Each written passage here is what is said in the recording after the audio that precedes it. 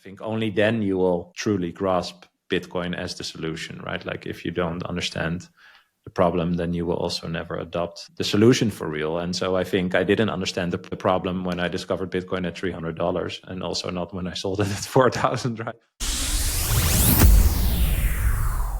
Today, I'm excited to welcome Bram Kanstein, entrepreneur and host of Bitcoin for Millennials podcast. Welcome to the Bitcoin Edge, Bram. Thank you. Happy to be here. It's good to see you. Before we get to Bitcoin, tell us a little bit about yourself.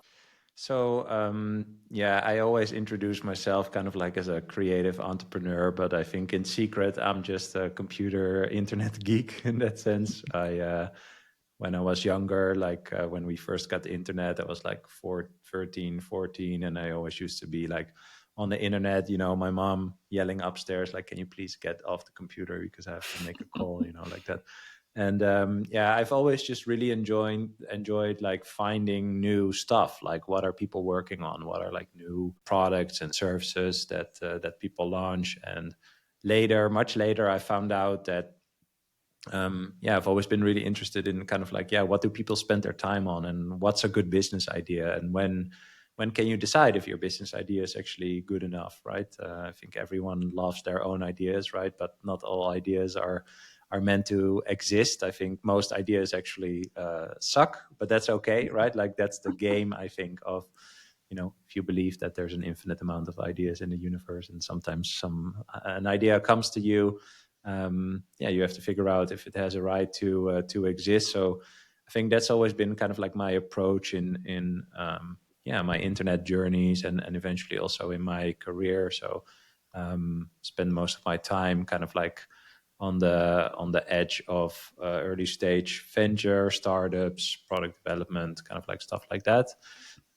Seen that from a lot of different angles. So from the investor side to the traditional finance side to startups to trying my own ventures, and failed at a lot. Sold a few along the way, two for Ethereum actually, which is funny. Now I'm a full-on Bitcoiner, but that also is part, I think, of that journey. When I found Ethereum at $7, I was like, okay, what is this? What is this? Why is someone spending time on this? Why is this Vitalik guy leaving Bitcoin, focusing on Bitcoin and making his own thing? And I think that's maybe a quick summary of my background and kind of how I approach new technology and developments. And so I think I'm a real practitioner. I think you need to have your feet in the mud, so to say. Like you have to try stuff out and really just try stuff out before you can have an opinion about it. And I think that's also how I found Bitcoin in 2014 or something. So I think that's a quick summary. So you've been in the Bitcoin space for a while, and I've heard you say that you have to shitcoin before you Bitcoin. Yes. Tell us about your Bitcoin journey. So I found Bitcoin in 2013. I was still a student, and I came across a video, or a friend shared it with me, that is called Bitcoin Explained. It's on Vimeo. Unfortunately, it's now private, so you cannot watch it anymore. But it was a fairly, kind of like technical explanation of, basically how Bitcoin worked. And when I saw it, I had kind of like the idea, I think similar to what Jack Dorsey of Twitter has talked about a lot, like the internet needs a currency, right? Like the email protocol is shared, and TCP IP, like stuff like that is shared. So there should be like a protocol for money on the internet. That's how I looked at it for a very long time. And I day traded for like 3 months with my friends, but then I was like, okay, I'm not the trader type, way too emotional for that at that time. And I just studied it, got deeper. I actually looked up like old tweets of mine from like 2013, where I tweet like Bitcoin is a synthesized digital commodity. And when I look at that now, I'm like, damn, like I got it, but I didn't really get it. So I bought around 300-400, and I sold everything at 4,000. I think, as a lot of people have done, like your understanding and interest kind of like goes up and down in waves. And of course, along the way, there was this Ethereum, ICOs, NFTs, all that stuff. After I sold it later on, I got back in again. And just messing around with not only Bitcoin, but also all the crypto stuff, and just slowly but surely realizing that, crypto is an attempt by startups or foundations or whatever groups of people to create some sort of system with a context like, okay, we're building a system where people can do XYZ, and we have some sort of token that they can use to exchange, based on the usage of said system. And when I realized that, well, only if the system is valuable and people use it for a certain reason, then the token can get value, basically. And when I realized that, most of crypto is speculation just on the price of tokens, based on the speculation of other people of the price of the tokens, I realized, no, this is just like it's like a casino. It's like the startup VC game on steroids, because it's just way more liquid. And in the past 7 years, other than perhaps something like Sushi Swap or something, which I think that's another conversation, but I don't think DeFi, decentralized finance, actually exists. But there's not really that much good applications that are allowed to exist that enough people actually use and get value from. Crypto has stayed a very speculative market, basically. And I realized that, I was like, no, I need to focus on Bitcoin. Bitcoin is, when you compare it to crypto, where it's an attempt by startups or a foundation to create a system with a token, Bitcoin is a once in a species, as Jesse Meyer says, invention, but also the discovery of the absolute digital scarcity is very profound. And it took me a while to understand that, but when I saw that, I basically moved everything to Bitcoin, and I went all in. Yeah. So what you're saying is, even tokens like, say, Solana, which have a big following and a lot of use, in the long run are not going to have a big enough use. The only use is Bitcoin as money. I think there's only one use for a permissionless blockchain, and that is money, and that is Bitcoin. Perhaps there is some use for Solana or Ethereum, doesn't really matter which of the two, for like a tokenization of real world assets or something like that, which is fairly big. But it's not like Bitcoin. It's not a protocol that's just been let out into the wild and organically adopted by people because they understand the fundamental value and use case for it. So I think it's very hard when, you approach a market where your goal is like, okay, I need to make the value of this token go up. Yeah, how will you find the best use cases that organically pop up? So although Solana is used a lot, I think the better question is, for what? And if you say, okay, well, if it's a casino or some trading activity from people that enjoy that, that's totally fine. And I can agree that Solana would get a value from that usage. It's all fine, but it's not Bitcoin. And as I said, I think that the discovery of absolute digital scarcity is very profound, and, as you will probably agree, could change the world. So I think that's a higher calling than staying in a shitcoin casino. Yeah.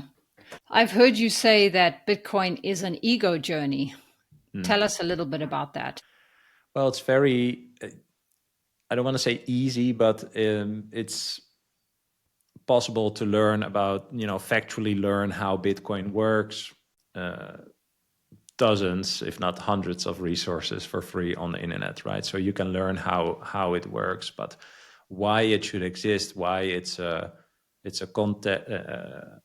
concept that's allowed to live, as I mentioned in the beginning. It's an idea that is allowed to, be adopted and live. I think that's way harder, because why should this exist is basically because, the money that we are forced to use is not working for us. It's actually working against us. And I think that journey into like the reason of existence as to why Bitcoin should exist is more the kind of like ego journey, because, well, once you realize that you were never taught about what money is, and that once you dive into that, you realize that your concept of money is not true, not factually true. It's pretty much wrong.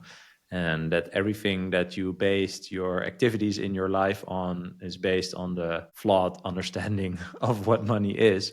You know, that's a pretty hard realization. That is pretty difficult. And I think one step further, once you realize that, well, a small group of people has lied to you about what the money is, what else did they lie about, right? Like what is real? And I think that is why Bitcoin is also so interesting. Like it provides a verifiable for anyone, like an anchor of truth.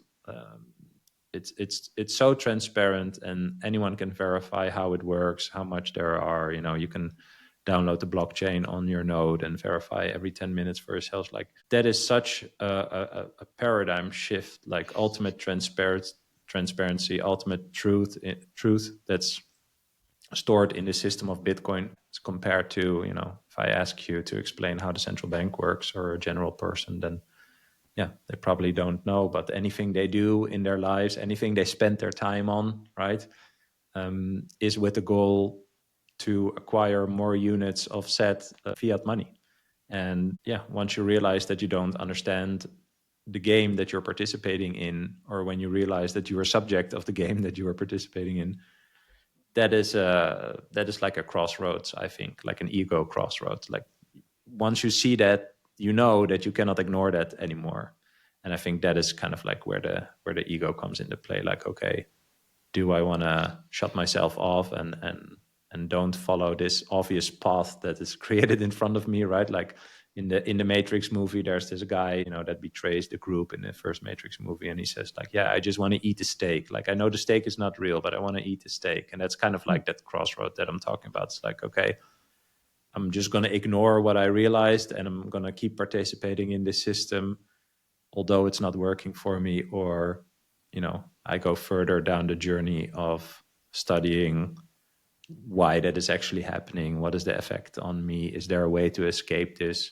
And I think only then you will truly grasp Bitcoin as the solution, right? Like if you don't understand the problem, then you will also never adopt the solution for real. And so I think I didn't understand the problem when I discovered Bitcoin at $300, and also not when I sold it at 4,000, right?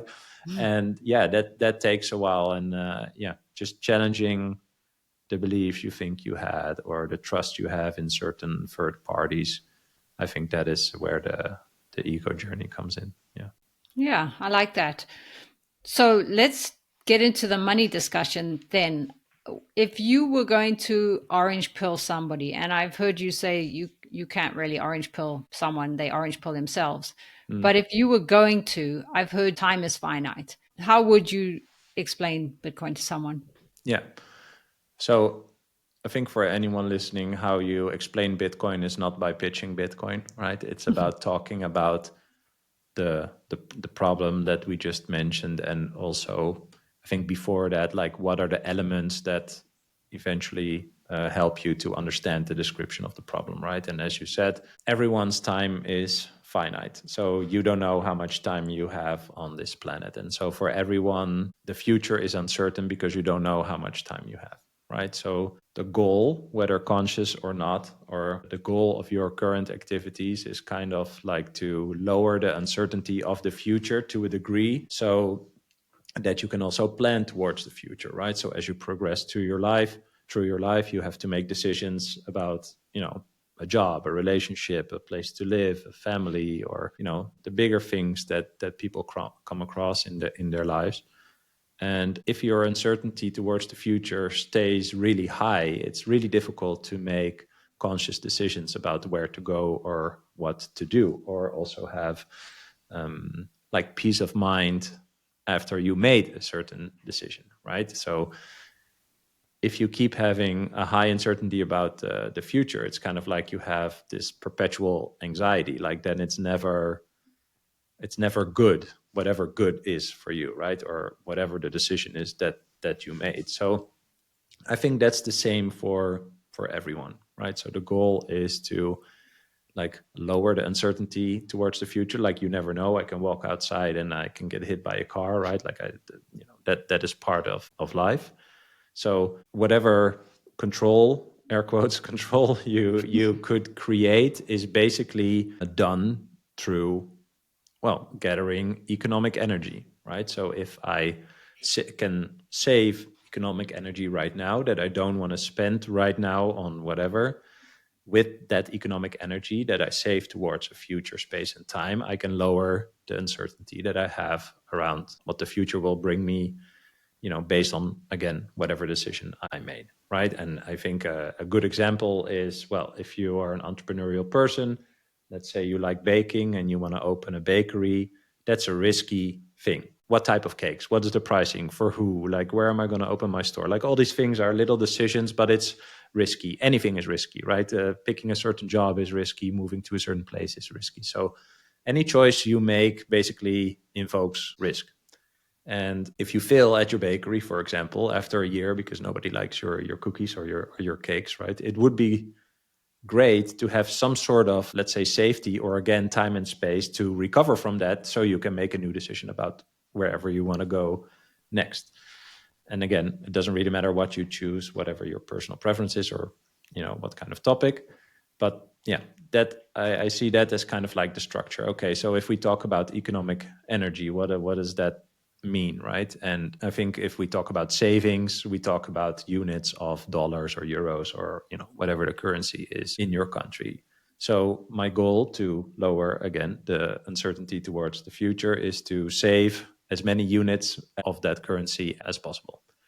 But if I do something for you and you give me units of that currency, it's not really a free trade, because there's a third party, the central banks and the private banks, that inflate the money supply. So they create more units of the money supply, which as a consequence devalues all the existing units in the money supply. So even if you stack more units of a dollar or euros, if there is more inflation in the supply of said units by the central bank or the banks through the loans and mortgages, etc., that they create, then the amount of units you have will also be devalued. So that heightens the risk towards the future again. So let's say you have $100,000 unit saved, and that lowers your uncertainty. I don't know, 50%. It's a random number for the example, right? But well, if they print dollars like they printed in the COVID times, well, maybe your $100,000 is now worth $80,000, or has the same economic purchasing power of $80,000. So that brings your uncertainty towards the future back up again. And that's kind of like the loop that people are in. So they understand the concept of saving money, saving units, to create security towards the future. But I think what most people don't understand is the fact that these units are being devalued because more and more of them are being created. And I think that's eventually the big kind of like fight or discussion that we have put ourselves in as Bitcoiners, is that some people say, well, a 2% inflation each year is good, blah, blah, blah. But eventually, once you realize that on purpose, these amounts, your units that you saved are being debased programmatically, and more than what the official number is, right? And more than the 2%, probably even more than what is reported, then you have a real problem. And I think once you understand that you expend your finite energy in your finite time for a reward that a third party that doesn't care about your individual life as much as you do, that they can create that infinitely, yeah, then you get at that ego point again, because that's very stupid, right? That's the dumbest trait that we could make. And once you can accept that, I think that's when we can talk about how Bitcoin is a solution. But this entire thing I just said, I think, is already for lots of people a very, very difficult path of discussion, of understanding. If you ask a random person on the street, do you know how the central bank works? The reply is probably, what is a central bank? And that just takes some time to get there, but also curiosity. I think it's easier not to know this stuff because I think again, if they lie about the money, what else do they lie about? So that is it's just hard to challenge yourself in that way. So that's how I would start, having that discussion about, okay, you have a finite time, finite energy, you get a reward that other people control and can make more of, so they devalue the reward that you get. And do you think that's okay or not? And if you think that's not okay, then we continue the conversation. And for people really to get it, they'd actually have to realize that inflation is probably much higher than 2%, and they would see their purchasing power going down. Because in countries like the Netherlands and the USA, it's much better than countries like Africa and South America. So do you think that's part of the problem why people there don't see it? Yeah, of course. Yeah. We are just extremely lucky that we've been born in such predatory countries, basically, right? Like the fiat money system is the same in every country. So when you read about Lebanon having 100% inflation from one day to the other, where there are people that rob banks not to get other people's money, but to get their own money. Lebanon is a sucky country, but your money system is exactly the same. Right. So what some people say about the US dollar, it's like the best of all the trash or something, but it's still trash. Like this entire system, this concept of a debt-based monetary system. So the units of money that you use don't have any value by themselves, right? They are an abstract of debt.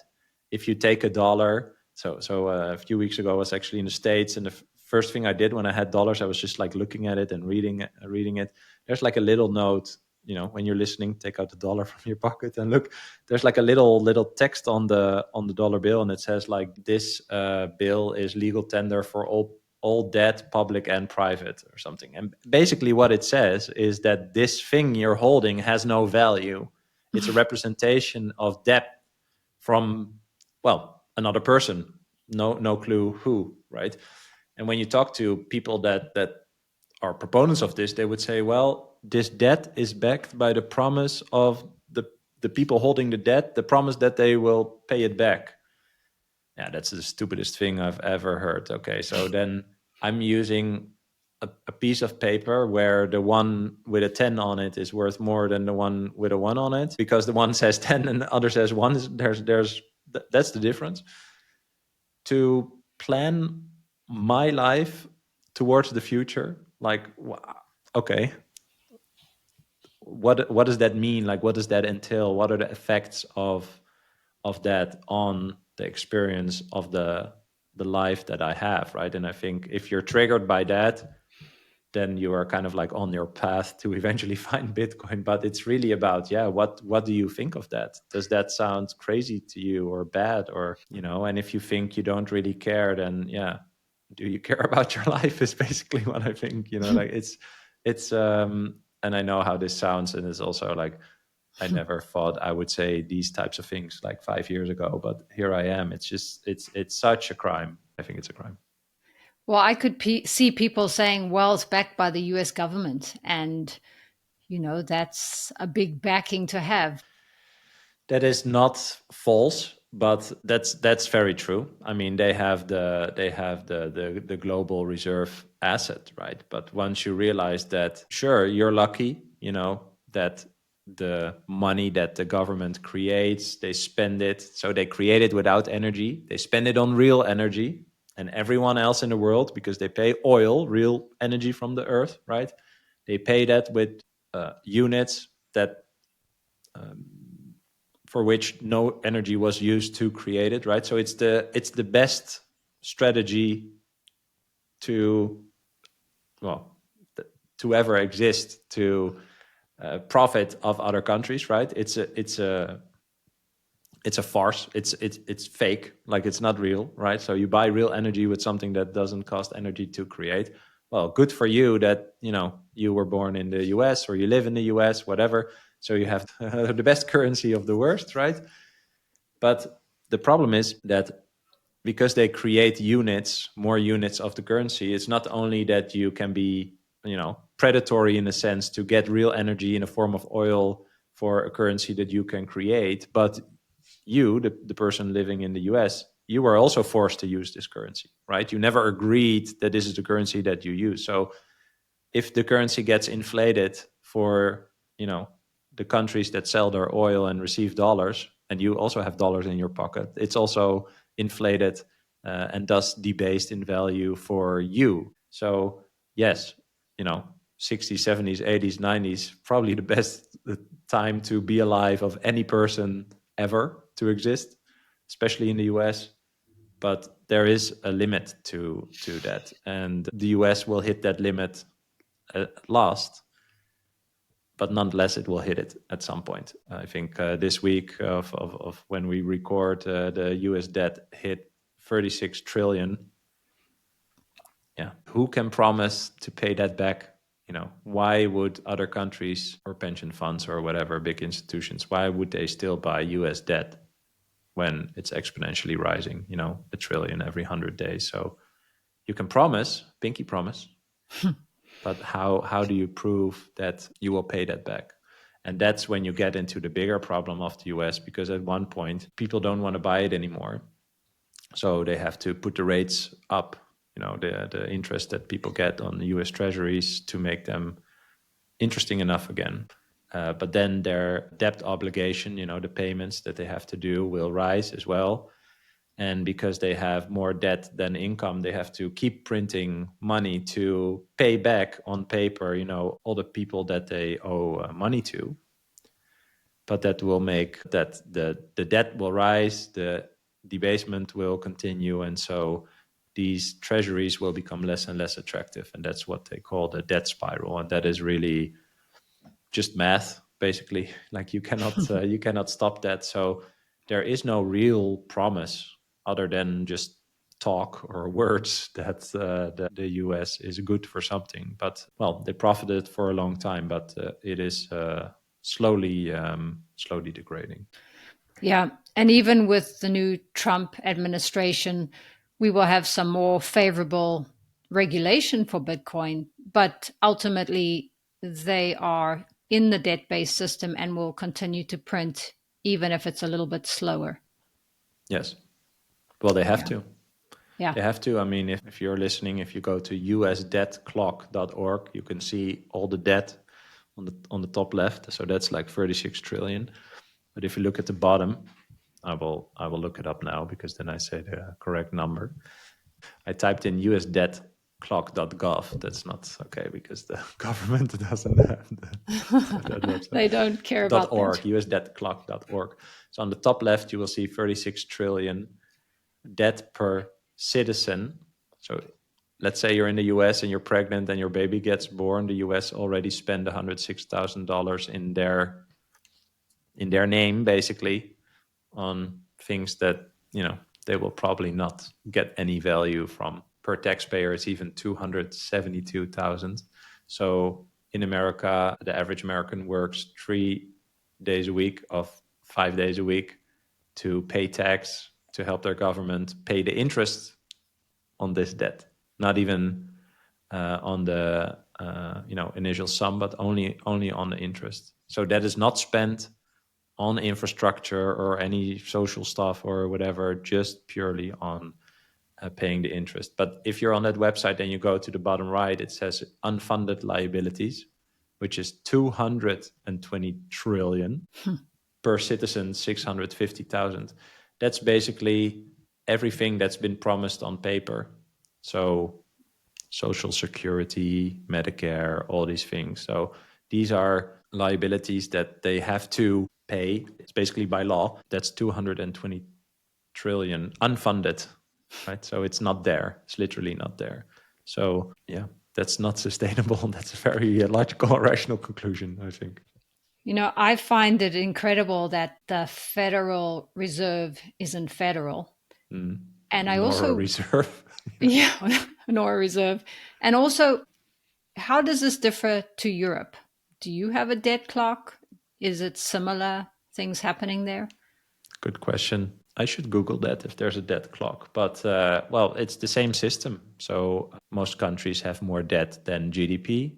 So they have to borrow money, they have treasuries. It's the same system, basically, same type of money, so fiat money is money by decree. It's just created. So no, there's no real difference in that sense.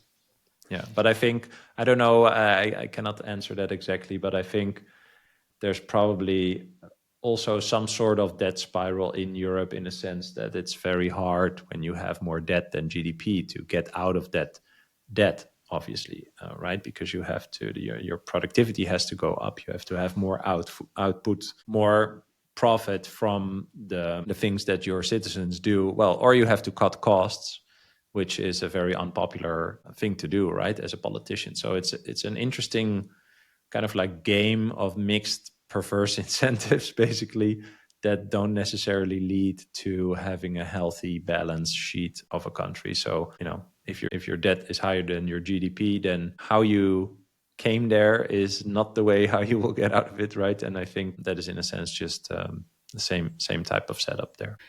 And all of these things are the reasons why we Bitcoin.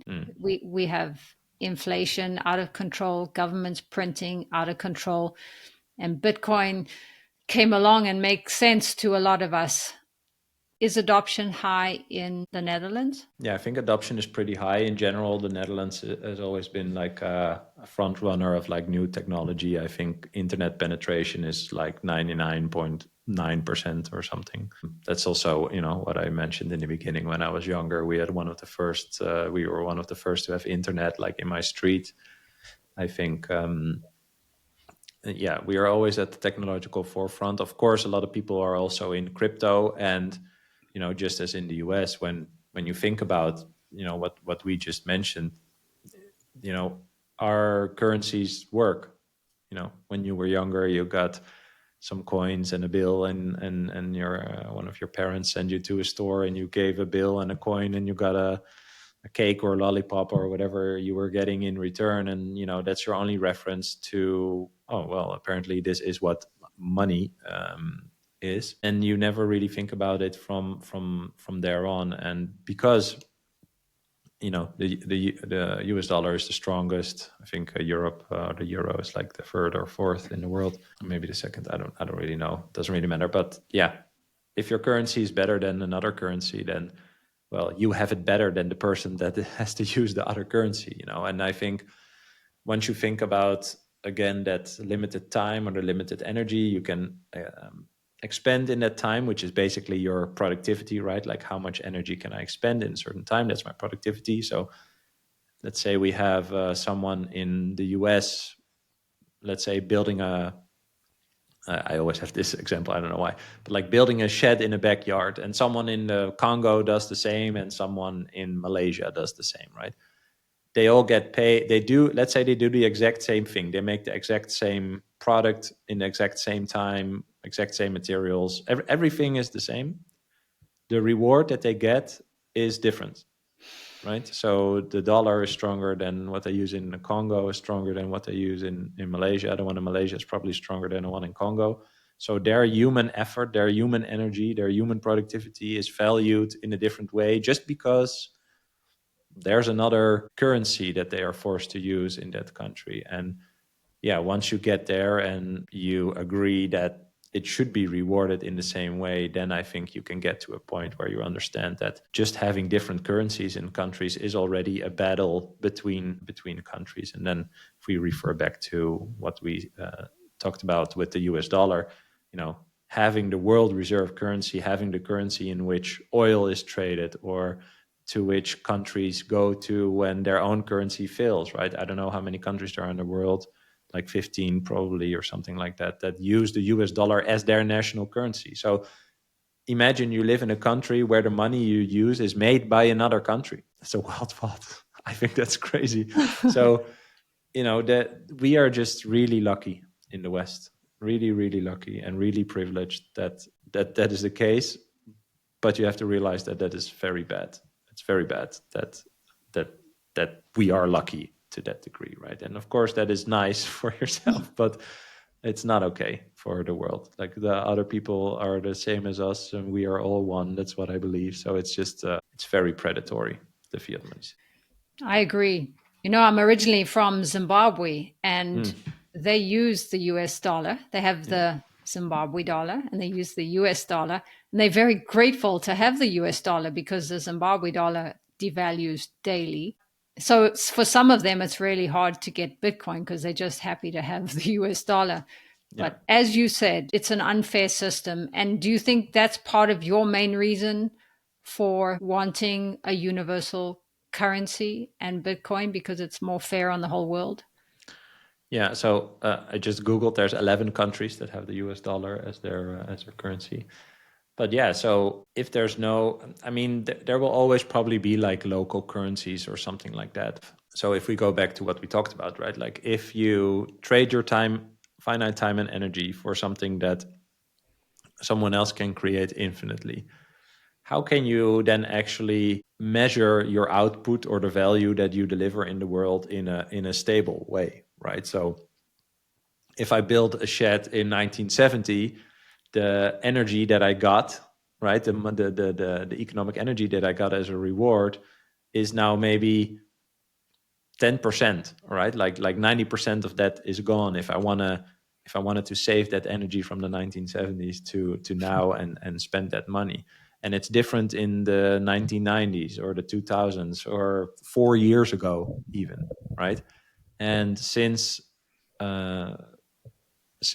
inception of the US dollar as a fiat currency, it lost over 99% of its value.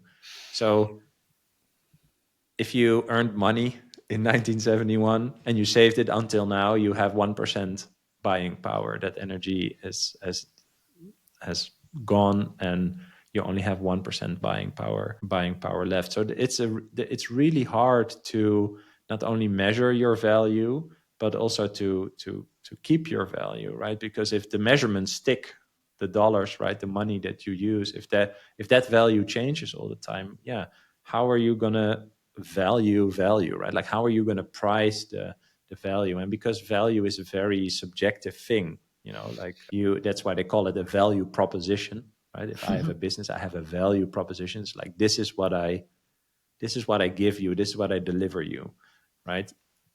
If I think that is interesting enough, only then we talk about the price, right? Like you can only ask for value if it's clear what the value is that you propose to deliver. So in that sense, we are in some sort of a free market, right? Like you can propose something to me, how you would help me, and I could agree that that's valuable and be like, okay, I want to work with you.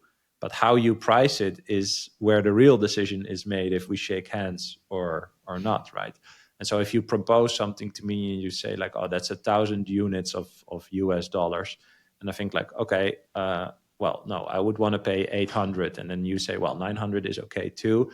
At that moment, together, we price what my understanding of the value is that you're going to deliver, right? So there it's okay if we shake hands, but only at that moment, only when we shake hands and say yes, that's when it's equal. Everything afterwards, your money is worth most right now, and tomorrow it's less, or in 10 minutes it's already less. Like that is the entire point to understand, is that once we shake hands and you start doing work for me, it might be that at the point when I pay you a month later, that 1,000 units of a dollar might buy you 998 dollars of stuff. And with that, it becomes really hard for you as the person that, walks around and proposes the value that they can deliver in the world, to actually think about, okay, what is my value, or how do I improve my value?